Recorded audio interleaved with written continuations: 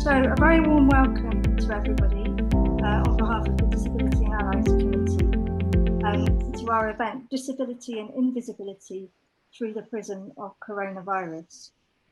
I'm Emma Satumurti, partner in the Employment Department, as most of you will know, and also chair of the Disability Committee. And alongside me today is my colleague and fellow committee member, Jennifer Ellis, who is a paralegal in our personal injury department, and Alex Brooke working his magic in the background as well. And they've both done a huge amount to make this event happen. We all know that coronavirus has thrown everything up in the air really, and we're all still watching and waiting to see how the pieces will eventually land.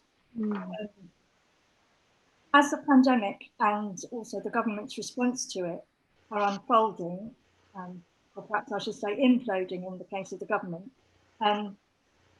it has already highlighted many aspects of our society that were perhaps previously less generally evident and therefore more easily ignored. Inequalities of so many kinds have been laid bare, haven't they? Health, wealth, racial, gender, educational, regional, and so the list goes on. In today's event, we want to explore the ways in which the pandemic is impacting disabled people in particular, and is also perhaps bringing into greater focus some pre-pandemic realities faced by those living with disability. There's certainly a lot to unpack and think about, and to that end, I'm really delighted to welcome our fantastic panel of speakers.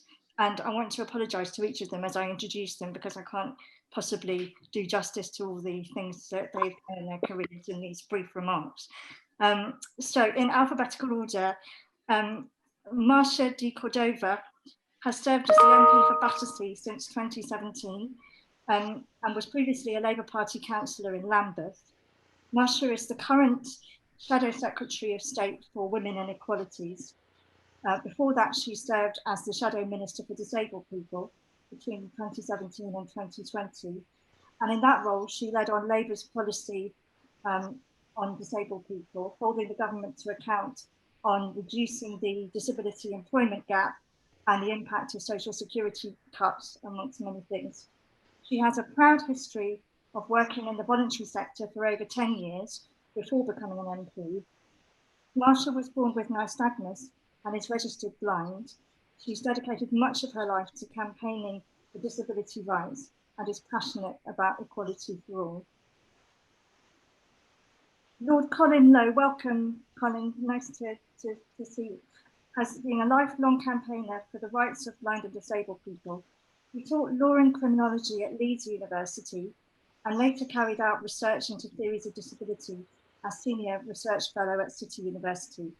He chaired the Lowe Commission on the Future of Advice and Legal Support, launched in 2012, which championed the cause of all people whose access to legal advice has been diminished by cuts to legal aid and other austerity measures, an issue very dear to our hearts here at Leigh Day. In 2006, Lord Lowe was appointed to the House of Lords as a crossbench life peer. Tom Shakespeare studied at Cambridge University since when he's worked at several universities. He's also done 5 years at the World Health Organization, where he was part of the team who produced the 2011 World Report on Disability. He is currently Professor of Disability Research at the London School of Hygiene and Tropical Medicine, conducting studies with disabled people in Africa and Asia, and is also currently leading a research project exploring the experiences of disabled people in the COVID-19 pandemic, so it could not be more relevant to our discussion today. His many books include Disability Rights and Wrongs and Disability, the Basics. And finally, but of course not least, Mike Spain is founder and CEO of NeuroCyber, an organisation set up to coordinate sector activity in developing accessible pathways and opportunity in cyber. He also leads the Cyber Academy and is a principal consultant for Atkins Business. He's an innovation and growth specialist and neurodiversity ally in the cyber sector and is passionate about working to enable growth of the UK cyber sector and the development of an accessible, inclusive and sustainable cyber ecosystem. So a very, very warm welcome to all of our guests. So I'm now going to hand over to Jennifer to kick us off. Thank you, Emma, and thank you to all of our speakers and guests for joining us today. I'd like to ask the first question to Marcia de Cordova. The question is, do you think the pandemic has shone a light on the invisibility of disability? And if so, how? So that's firstly to Marcia, and then we'll go around the panel. Thanks. Thank you, Jennifer. I hope you can all hear me okay. Can I say it's an absolute pleasure to be part of such an esteemed panel. Good afternoon, everybody. So the question is quite direct, isn't it? You know, do we think the pandemic has shone a light? And, you know, one thing that this COVID pandemic has done, it is absolutely exposed and opened all of our eyes to the inequalities, those structural inequalities that have existed, whether that's economic, social and health and so forth, and that's across many groups, but none more so, in my opinion, than disabled people. And the consequences have been devastating in various ways, whether it was looking at, you know, the crisis that we already have within social care, the issues around access, and obviously income and social security.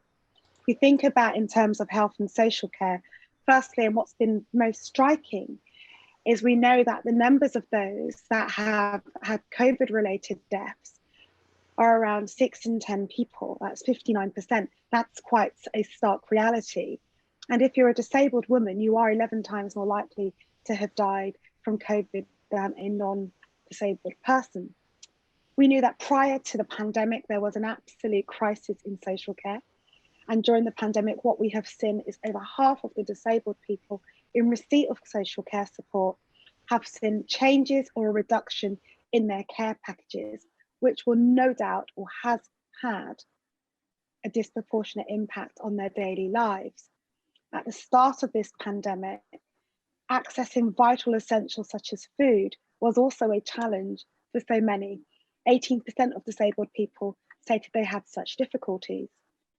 And one of the biggest challenges, I think, from a mental health perspective, is that around 30% of those vulnerable that have been shielding have said they've seen a decline in their mental health.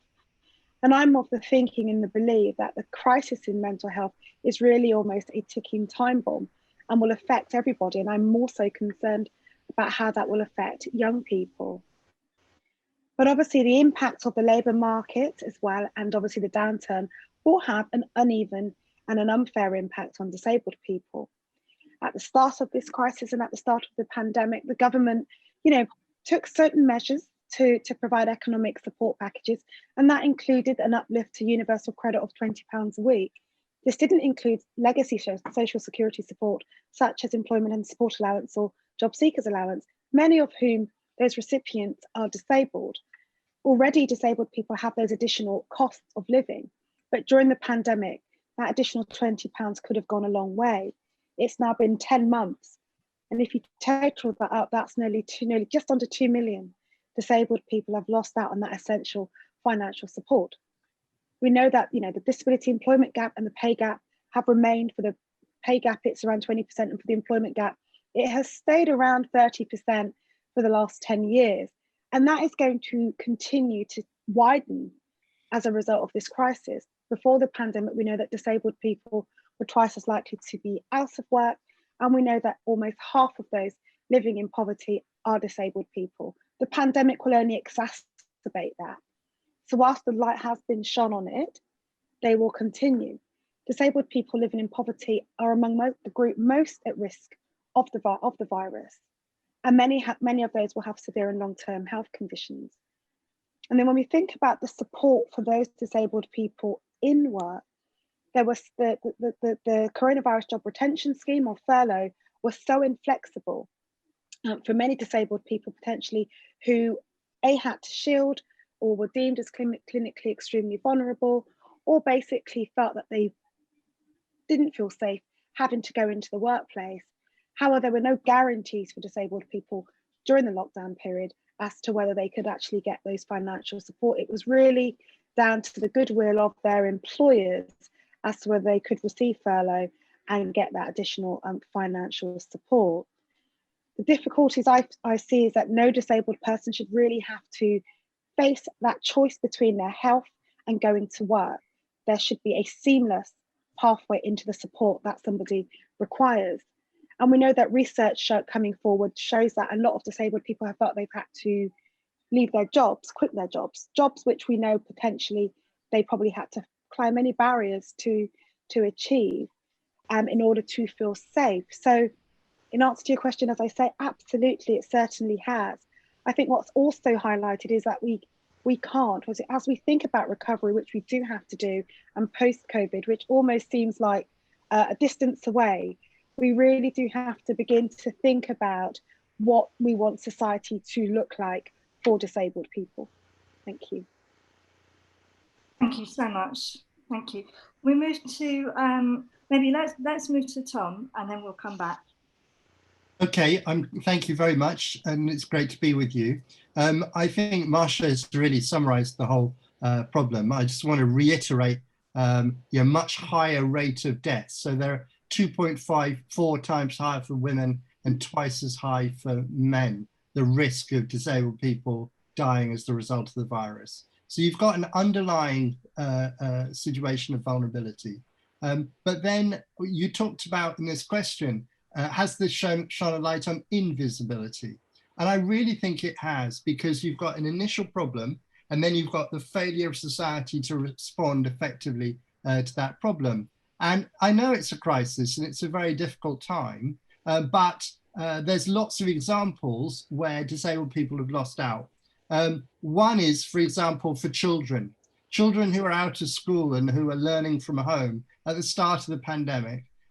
The disabled children are losing out. The children with special educational needs and disabilities, provision for them was an afterthought. Provision for mainstream or non-disabled children was made, thankfully, but not at first for the children with special educational needs and disabilities. We could talk about PPE, and obviously there was a big issue, particularly early in the pandemic, about making sure PPE was available. It was available in hospitals. Soon after, it was available in care homes to some extent. But what about for people who did home care or personal assistance? It was really difficult because the organizations, the infrastructure organizations which supported them couldn't get PPE. Individual employers of personal assistants couldn't get PPE. And so it's been really difficult. I was very pleased today when our friend Jane Campbell, Baroness Campbell, tweeted that she and her personal assistants had received the vaccine. And that's what we want, because some people are at risk, at greater risk, because they can't self-isolate and they rely on others. They need society and the state to make provision for them. Sadly, it's not fully been adequate. And the final point to add to that great summary by Marsha is that what about the broadcasts, the Prime Minister's broadcasts? And where are the sign language interpreters? I mean, in a way, it's a trivial point, but it's an absolutely symbolic point. It's a very easy thing to achieve, to have a sign, and many other countries around the world have a sign language interpreter standing next to the health officer or to the Prime Minister or other political leader to convey the message. Disabled people don't have that. Deaf people don't have that. Ethan, who responded to our research, has to watch it on 2 channels. Yeah, the Prime Minister and the BSL translation on a different channel. And he said to us, he didn't think that the needs of people with disabilities had been adequately considered. No, he said, certainly not, definitely not BSL users. Lowest of the low, we're right at the bottom of their list and falling off it. So there's a symbolic afterthought that disabled people's needs have not been considered in any of these sectors. And this is something we should get right. We're a civilized nation. We have some great provision for disabled people, but we failed them in this pandemic. And as so often, we're shown up by Scotland in that respect, as many. Well, I mean, our respondents, you know, I'm afraid I'm not making a political point, but our respondents in Scotland were really reassured by what Nicola Sturgeon said to them. They could access it, they could understand it, it was very clear. The respondents in England were not reassured. They were all complaining, I'm afraid, about the quality of political messaging or leadership exercised in the pandemic. And I assure you that's not a party political point. That reflects exactly what was said by the respondents. So Mike, would you like to address the question? Thanks, Emma. Yeah, I will. So from my point of view, invisibility and equality is always there if one chooses to look. I'm not sure that shining a light is something that the current pandemic has done on that invisibility. I think you know, groups such as this and you know, other fantastic groups around have always known it's been there and are fighting very hard to address that. And Neurocyber is one, but I'm not here to promote that.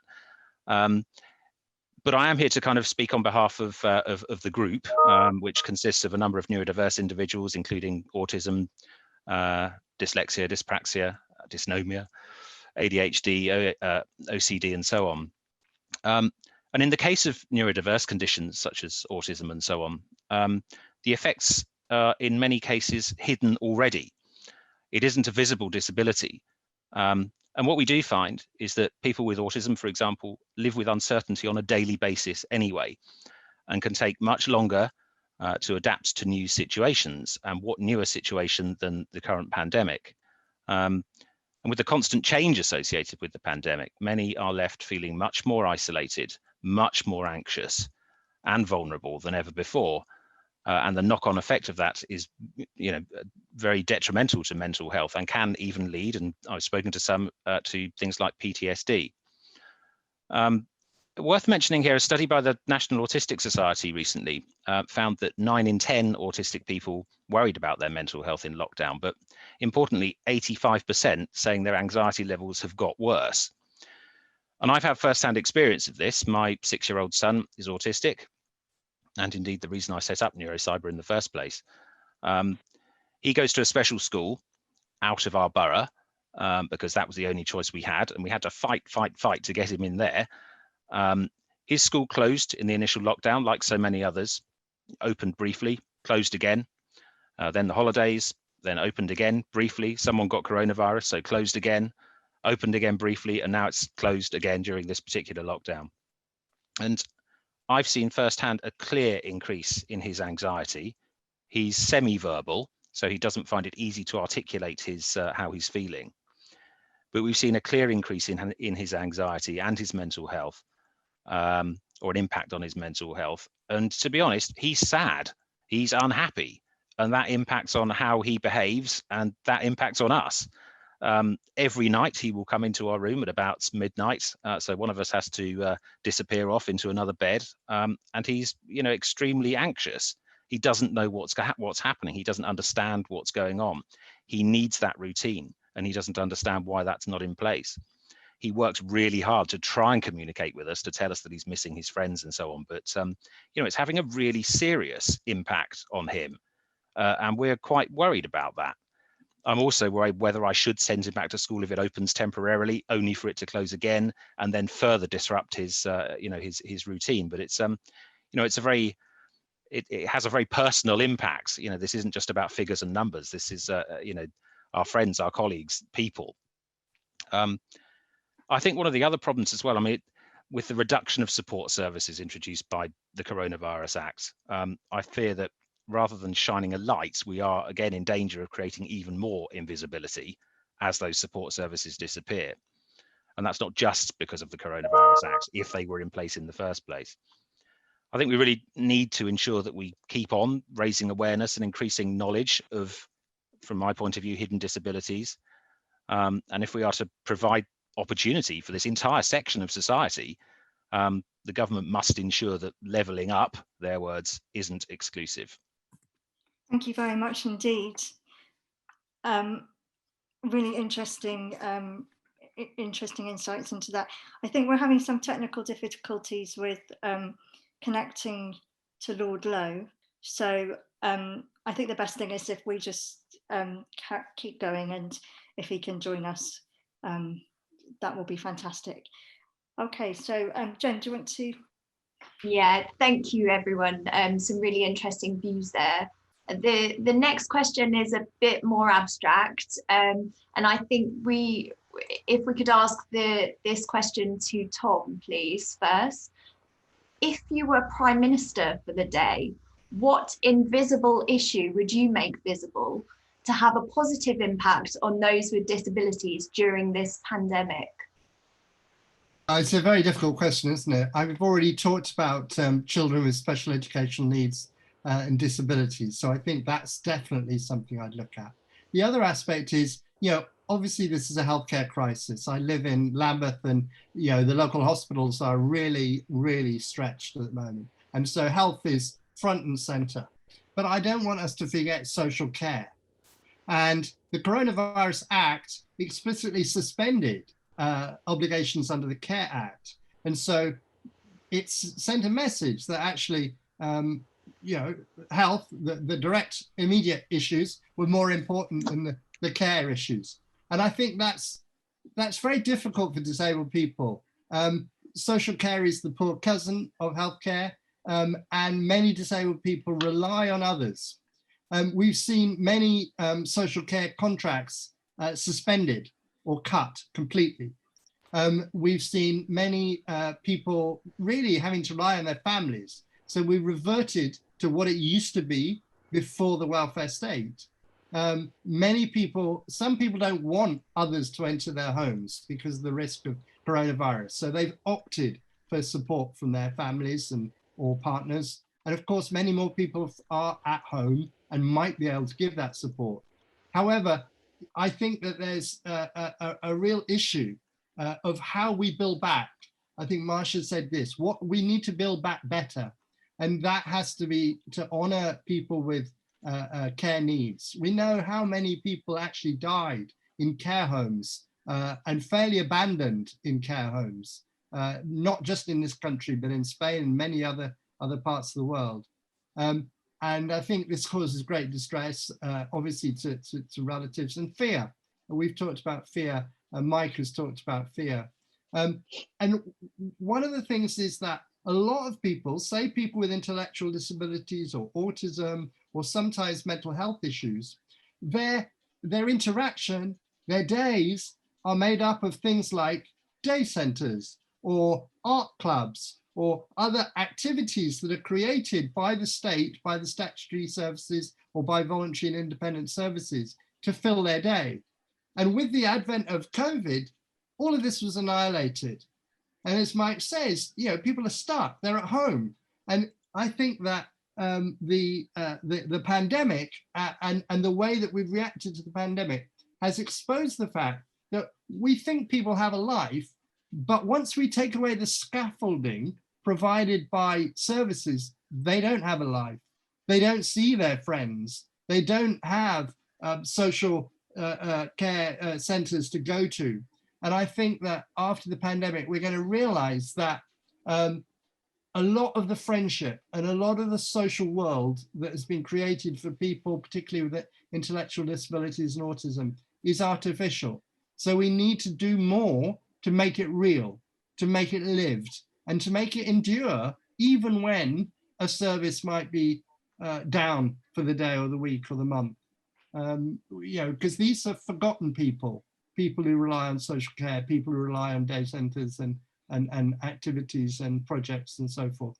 One of the things that one final thing, one of the things that we've realized in the pandemic is the extraordinary work that the voluntary sector do and the services they provide and how they've reacted. So, the voluntary sector can react very fast. And so I just want to give a couple of examples of that. Glasgow Disability Alliance in Glasgow, one of the sites that we're studying, took the money that they had for face-to-face meetings and they bought notebook computers, like iPads for their people. Because of course, many people suffer from the digital divide. They're not online, children and adults with disabilities. And this is fast and brilliant by people like Glasgow Disability Alliance to provide that access to to the internet, to all those connections. The other aspect, there's this wonderful thing called the staying in. And we interviewed Amy Kavanagh, who is coordinator of the Staying In.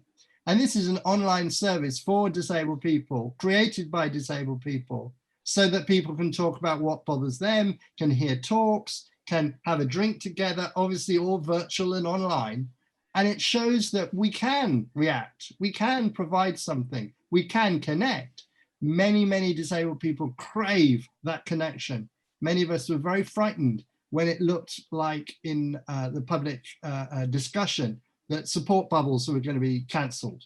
And the relief this week when Matt Hancock said, no, we're going to stick with support bubbles, huge for disabled people, for older people who live alone and who rely on their family or friends to love them, to support them, to be there for them, to help them, and to ensure that those connections that keep people connected to the community are still robust. Thank you. I was just thinking, Tom, when you were saying about the sort of, visionary thing about buying devices for people, because there are some ways in which potentially the new ways in which some of us have been able to learn to connect are actually more accessible for people with certain kinds of disability. I mean, yes, because, you don't have to travel, you don't have to have an inaccessible transport, you don't have to have an inaccessible building. And for some people, for example, with autism, who find it quite difficult to interact with others, you're completely in control. You can turn off your camera, you can just listen. So it has been really good. What the worry is for some disabled people is now we've overcome all the barriers with virtual participation. Is this what we're going to have for the rest of our lives? Are we going to say, oh, well, don't worry, you can't come to church, but you can see it online, or you can't come to this political meeting, but you can see it online. So when we build back, we need to have both. We need to offer this so that people can come and participate without stress, but we also continue to need to remove barriers so people can be in the mainstream, because virtual connection is not the same as touch, not the same as a hug, not the same as being in a room with your fellow people. And we need to have that open and possible for disabled people in the future. Absolutely. Thank you. Mike. Yeah, sure. So in answering the question, would I want to be Prime Minister for a day? Probably not. It implies a degree of immediacy if one has to fulfill one's duties within one day, which certainly wouldn't work here. But to me, this is about opportunity. So I'm going to chuck some statistics at you. I'm sorry about that, but here's the status quo. There's around 700,000 diagnosed autistic people in the UK. We know that that number is probably bigger. There's a lot of undiagnosed and undisclosed people with autism in the UK, but that represents about 1 in 100. And around 84% are or underemployed. So that's quite a big number. What we do know as well is that greater than three quarters want to work, but haven't been given that opportunity. So that's not great. And the interesting thing here is to maintain this status quo costs the government around £30 billion yearly. So to maintain the status quo as it is, which is a pretty poor figure and a pretty poor situation, costs us a lot of money. So in cyber, which is where I work and where we ply our trade, we're constantly looking for different ways of thinking. And we're looking towards neurodiversity as a way of achieving that. Because to be honest, the bad guys on the other side of the fence are pretty good at thinking in different ways and thinking of new ways in which they can ply their trade. And you look at the potential here from unique neurodiverse skill sets, including things like cognitive pattern recognition, hyperfocus, attention to detail, genuine ability to think outside the box because you live there, are something that we are really looking to to enable within our sector. And the benefits here for the sector are both, well, not just the sector, but they're both societal, personal and commercial. And by that I mean to your bottom line. We know through examples that certain neurodiverse teams have outperformed incumbent staff by a factor of 50%, which has an impact on your bottom line. So to an organisation culturally adapting to enable ED&I, it will lead to a stronger workforce, increased productivity, avoidance of groupthink, the dreaded groupthink. We like to employ like-minded and like-looking people. It's a terrible trait, and we, unconscious bias, or indeed conscious bias, is something that that we're all very aware of. In the case of cyber, this also helps to bridge our increasing skills gap, but not in an arbitrary way, bums on seats. This is about enrichment of our sector and bringing in new ways of thinking, and to achieve those benefits that I mentioned. I think one thing that's really important to me is that government and industry need to work together on this. We need to ensure that a pathway exists right through, from early years, through education, both linear and non-linear, and into employment. And at the moment, that is so sporadic. It's a geographically postcode lottery, to coin a phrase. There's some really good stuff going on, but it's very sporadically spread around the UK. So what we need to do is make sure that we engage, we provide that pathway right the way through, so that we can not only help parents and help people get that diagnosis, but then provide them with the opportunity. It's not a sentence of years of unemployment. Look, there's a fantastic opportunity here. Now, I'm not for 1 minute saying that 700,000 people are immediately going to start working in cyber, but the cyber sector has a bit of a track record with the likes of GCHQ, going right back to Turing and so on. That we rely on different ways of thinking, and we rely on some of those skill sets to really push our industry forward. So cyber could potentially provide that pathway for those that possess that aptitude and desire to go into a career in cyber.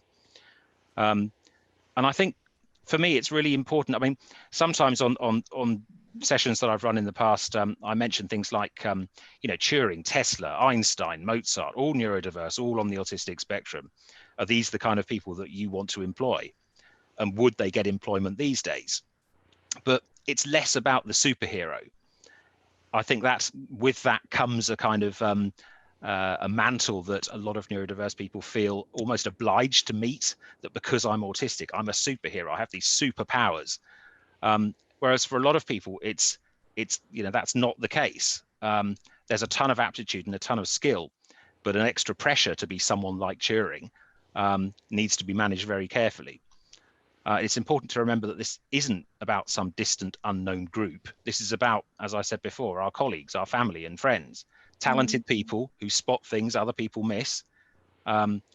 It's not a service to be cut. This is a huge potential for our country and workforce, a critical actor, if you will. And I see that as absolutely critical to ensuring the growth and enrichment and evolution of our workforce. For me, in cyber, but I would say more broadly as well.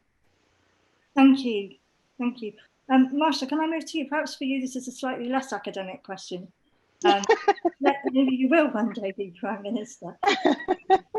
Not one of the goals, I must say, but I certainly hope we get somebody in that role again soon. Look, if I was Prime Minister for a day, I think it's a fun question for me.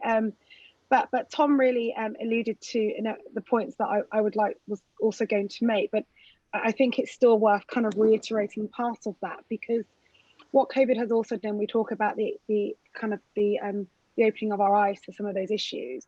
I mean, we really have to also begin by saying we don't want that clock to be turned back on independent living and that social care support for disabled people. And I think it was such a missing issue that was really handled correctly from the start of this pandemic. And I think there are some rationales and reasons behind that. And that begins with the way that the government has an understanding, the way that people have an understanding of, when we talk about the social care crisis, what we actually really mean, because people kind of associate social care with just older people. But we know that, up to 2/3 of social care is provided to disabled people. And when you think about it in that context, you then would think that should help shape and inform some of the decision making that then takes place. But what we have seen is that many disabled people during this pandemic have really had to make those sacrifices. And a good example of this, and that's been alluded to by Tom, was the way that the coronavirus legislation included care act easements. that really relinquished local authority with their duties under the Care Act to provide social care support. And whilst, you know, not every local authority did that, one would be too many. But in this instance, you know, we had around 8 local authorities choosing to reduce the support that they provided to people.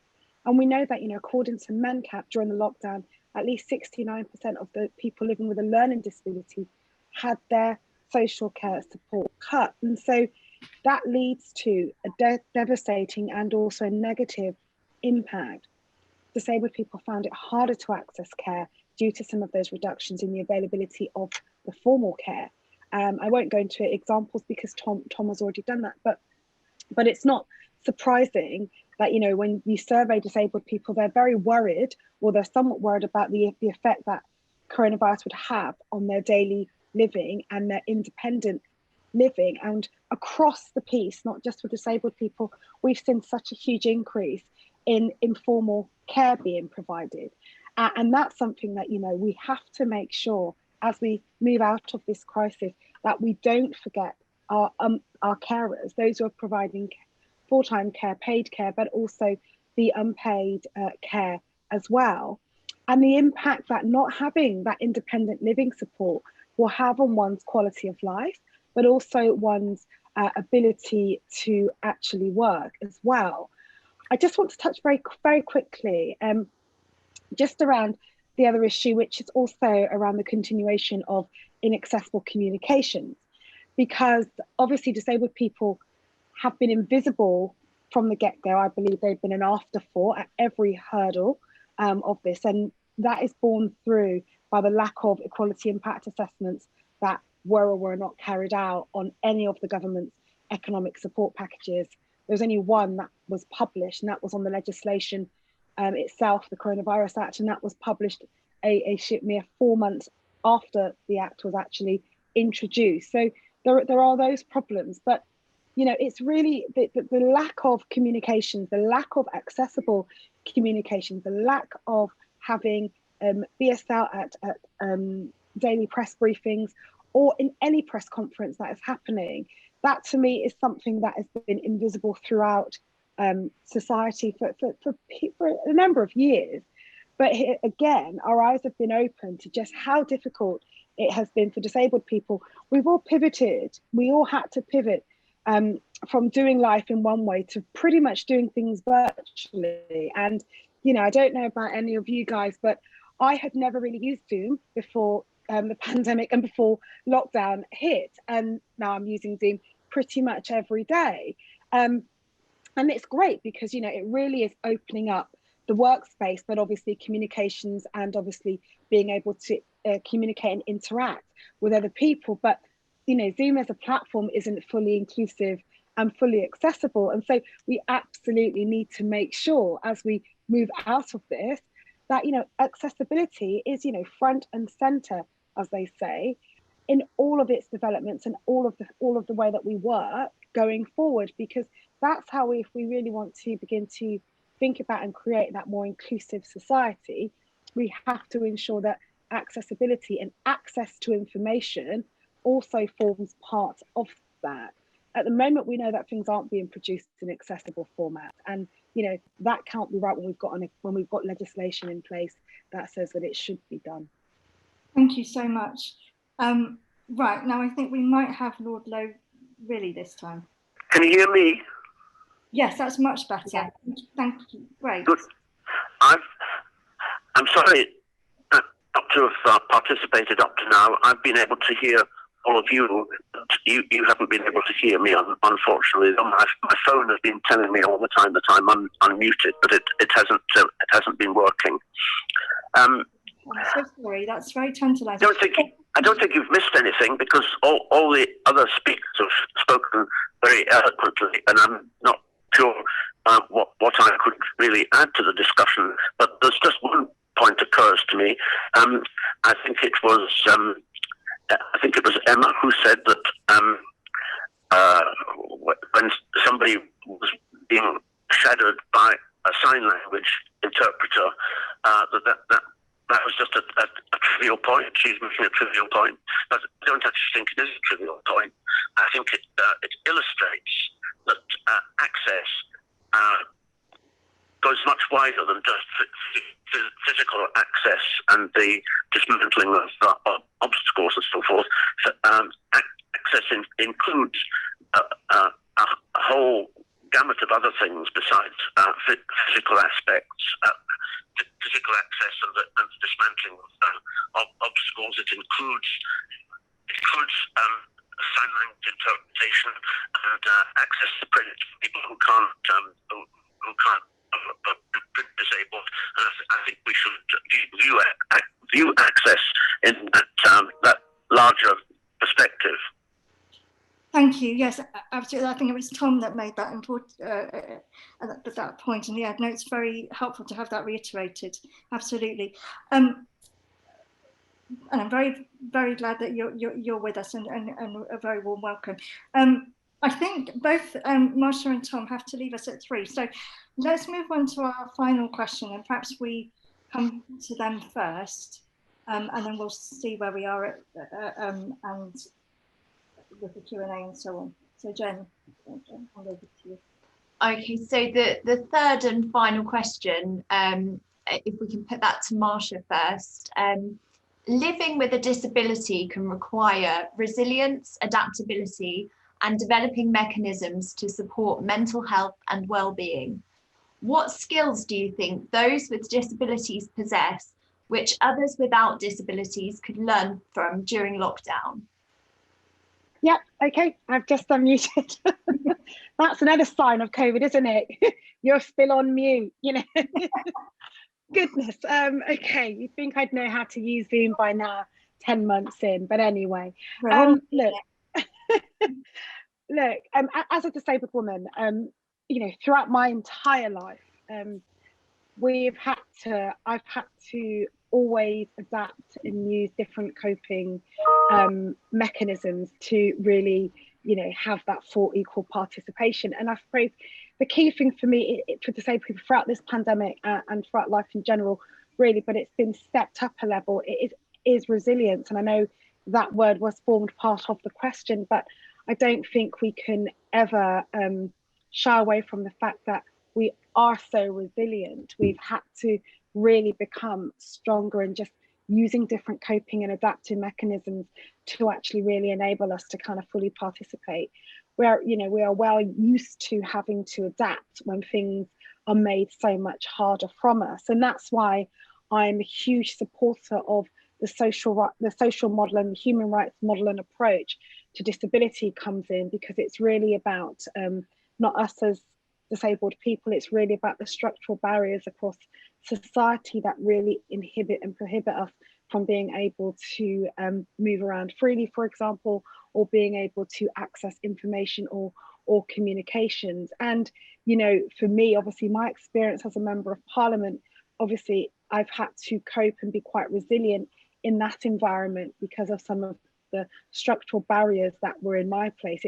I'm sure Colin can attest to some of this as well. Whilst I have the most wonderful place of work, it is also a challenging environment to work in and so forth. So I think this pandemic, you know, for disabled people, we've really had to continue to adapt, even if it meant, you know, the way that we would access essential supplies, you know, not being able to go into a supermarket, but then not being able to really access the supplies that you require online. But I think one of the key also other factors that are so important and has played a role throughout my life, but more so now, is it's peer support and those networks that disabled people really have relied on. And, you know, I know Zoom for some groups were being used way before it became popular. Had they have known, I'm sure they would have all invested heavily in Zoom.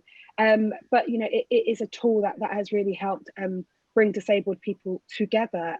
Accessible communications is also so important, and, you know, social media platforms has also played a role in that, which has made something seem so difficult, but so much more easier in that social media sphere or in that kind of virtual environment. But ultimately, it really is about how resilient we have had to become. And, you know, that isn't right. And I say this again, as we plan for our building, how we rebuild and how we prepare for post-COVID and our recovery, it's so important that we ensure that, you know, fairness and justice and equity has to really form part of that, to make sure that we are building back, but we're also building back in a more inclusive and a more equitable way, so that disabled people aren't having to rely on those different coping mechanisms, but actually society are placing us on a better and more equal playing field.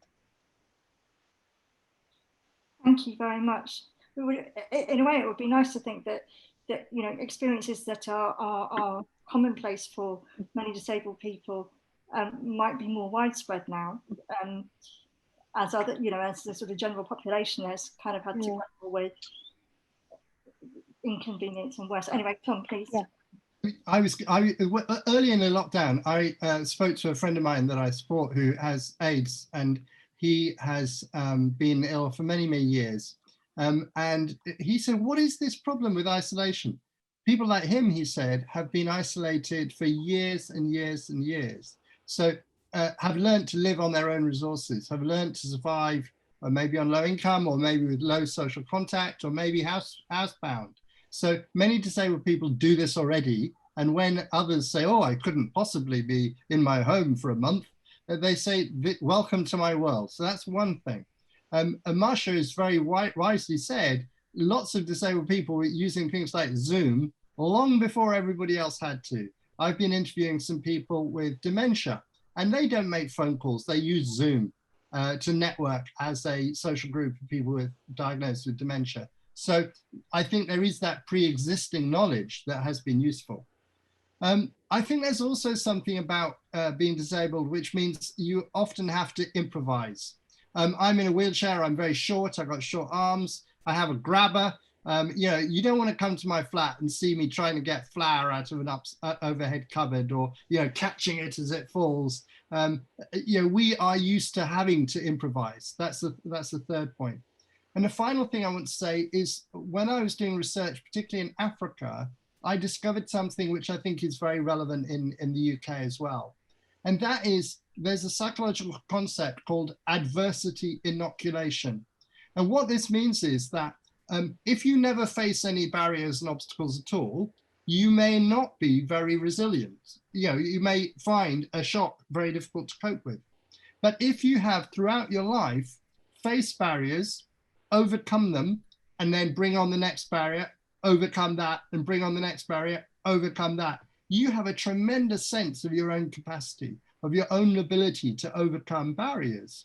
And the fact is that if you're disabled, our whole life is about trying to overcome barriers, not always successfully, but many of the times we find a way round. We find a solution, we solve the problem, because we have to. And if we didn't do that, we really would be excluded and stuck. So I think this psychological concept of adversity inoculation, this pre-existing knowledge, this improvisation, puts us in good stead.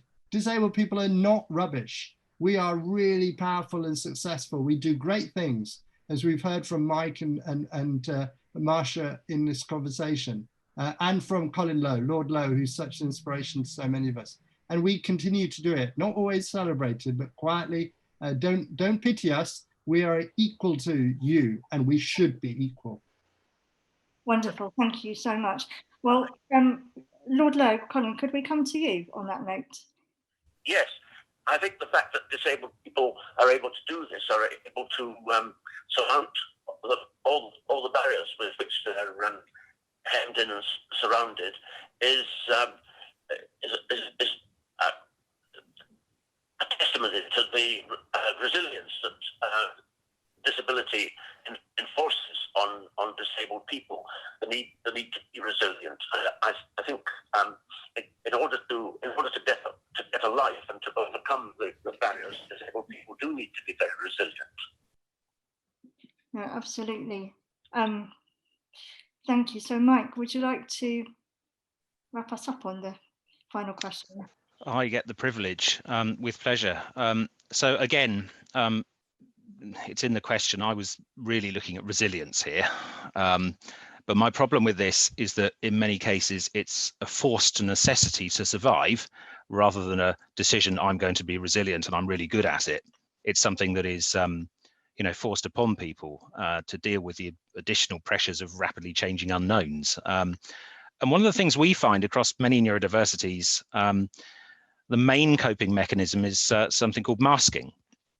And what that means really is to try and seem, quotes, normal. And to put this in context, a dyslexic friend of mine who had hidden this for many years, quite successfully, explained what it meant. And he was only ever considered average by his employer, despite being the top 1% for many activities, which was, how his skill set worked. But he was in the bottom 1% for others. But because he was trying to be, quotes, normal, he was only ever coming out as average, and he wasn't being allowed to actually focus on the areas that he was really good at. And he spent an inordinate amount of time focusing on the areas that everyone else expected him to do, which he was really bad at. And that took an emotional toll and a physical toll, ultimately. That's something that we need to be conscious of. And so much effort is spent on masking, where if the role in the environment and culture isn't right, that can really take its toll. I think one of the problems is that our, certainly in the commercial world, our systems and processes, focus on social skills very heavily. We're very socially focused, and that can kind of lead to masking and career limitations ultimately, and bullying, harassment, depression and anxiety, and so on. It's something that we really need to focus on, I think. We want to free up amazing minds to do what they do best, ultimately, I think is the point there. I'd like to pick up on another point that I think has really kind of formed a theme of this call, is that building back better. And I don't want to end on a negative point either. I think this does present a real opportunity for us. And I'm speaking perhaps from an industry point here. We've seen some real success stories with some of our neurodiverse colleagues that have managed to kind of break free of the imposed Victorian work ethic of 9 to 5, dawn to dusk, work in a certain way at your desk. And if you're not seen to be working in a certain way, then you're slacking or you're not doing it right or whatever. I hasten to add, this isn't from Atkins, my company. Certainly not. We've seen from some of my board members at Neurocyber that they've managed to really embrace the more flexible approach that perhaps was forced upon us, but has actually enabled us to work in a very different way, in sprints, in a way that is aligned to our skill sets and our way of working and the way that we best work.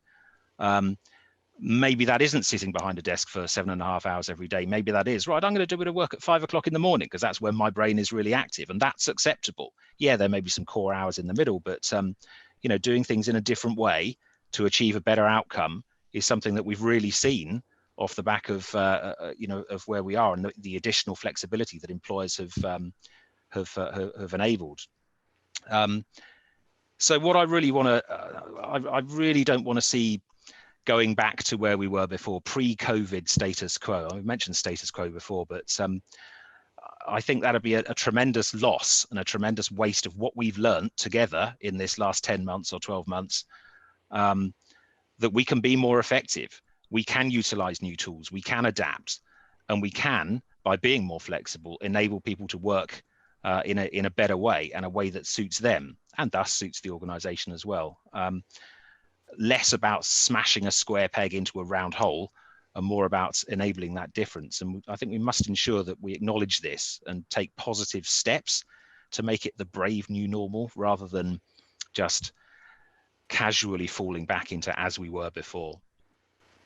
I think it helps us to highlight the importance of person-centered provision, mobilizing provision that meets particular needs of the individual.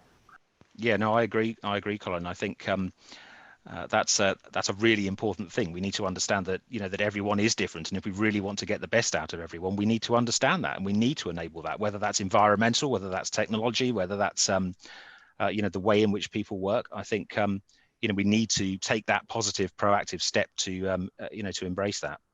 Are there any burning final points that any of our panelists would like to make? We have 2 minutes before the 3 p.m. cut-off, or 1.5, because I want to thank you all.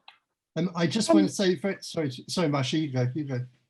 No, it's absolutely fine. You go ahead. I want to say very briefly that this terrible pandemic has not affected everybody equally.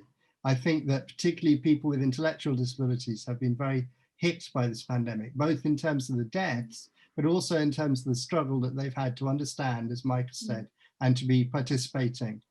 So it's been very hard, not equally hard. Marsha. Thank you so much. I mean, what I was going to say was, I think what we have learned throughout this pandemic, it all could be preventable. And we don't want to see in 12 months' time that we haven't learned anything. And so there has to be a will to want to change and do things differently, not just, you know, within industry, but with us ourselves, but we need that shift with government as well, because unless they start to see disabled people having equal value and having equity in society, then we're going to continue in this way. But I'm very hopeful to see that, you know, post-COVID, we absolutely have to make sure, really strive for that human rights approach to disability rights and equality. Well, that is come back on what please, yes. just said there. I think Tom, it's right what you say, but it does give an opportunity for us to highlight the specific needs and the differing needs of different individuals. Yes, absolutely. I mean, that's one of the key things about disability, isn't it? That it's one size absolutely doesn't fit all, and it has to be addressed in a much more nuanced way. Yeah. So listen, I think we will need to wrap up. Tom has very kindly answered some of the questions in the Q&A chat boxes, but I think given that Tom and Marsha need to leave us, we'll wrap up now. But I just do want to thank the speakers so much for a really, you know, actually inspiring and lovely to sort of finish with something a bit more hopeful as well, while obviously doing justice to the very real, you know, shortcomings that this situation has highlighted. But so thank you so much to each of you. We appreciate it greatly. The tech doesn't allow us to unmute and clap, but I'm speaking on behalf of the committee and the audience in expressing our real gratitude to you. All the best. Thank you.